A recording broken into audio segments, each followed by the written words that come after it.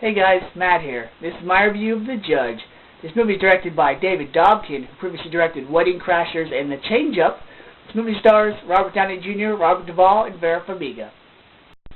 Robert Downey Jr. plays Hank Palmer, a hotshot lawyer who must return to his old hometown to help his family cope with a difficult situation.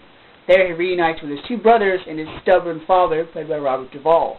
Just when he's ready to leave and be free of all the drama, he's obligated to stay when he finds out his judge father has been convicted of murder. Now he must defend the one man he just doesn't like. Going into The Judge, I really didn't know what to expect. I didn't think it was going to be a dramedy. I was excited to see Robert Downey Jr. back in the drama genre, and him playing a lawyer was interesting, and clashing heads with Robert Duvall was going to be exciting. I even liked the supporting cast. So, having seen the movie was good, but it wasn't as emotionally hard-hitting as I thought it'd be.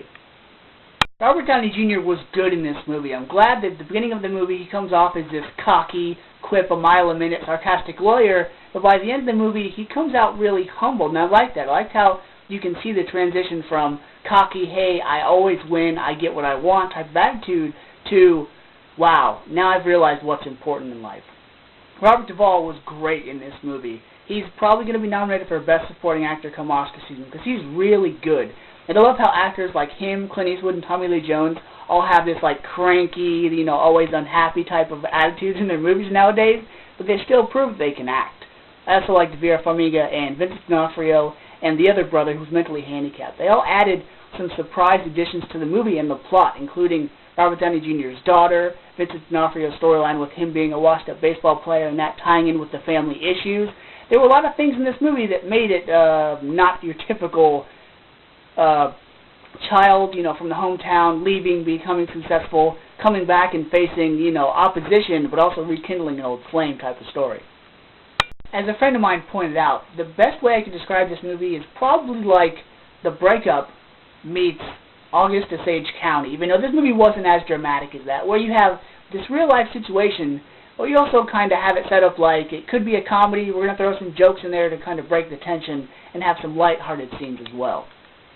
The biggest problem this movie suffers from is that, though it is dramatic, it kind of teases you throughout the movie. You have this dramatic scene, and then you follow it up with some comedy.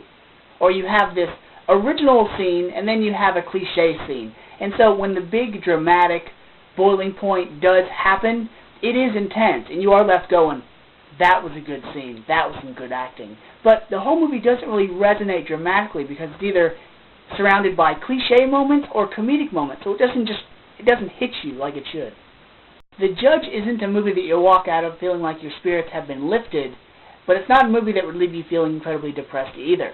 I'm impressed that David Dobkin went from directing movies like Fred Claus to this. It's a step in the right direction for him. This was a mediocre movie with some really good acting from Robert Duvall and Robert Downey Jr. The movie didn't hit hard as emotionally as I thought it should have, but it's not the typical movie you've seen done before. So because of that, I'm going to give The Judge a B-. So until next time, guys, see ya.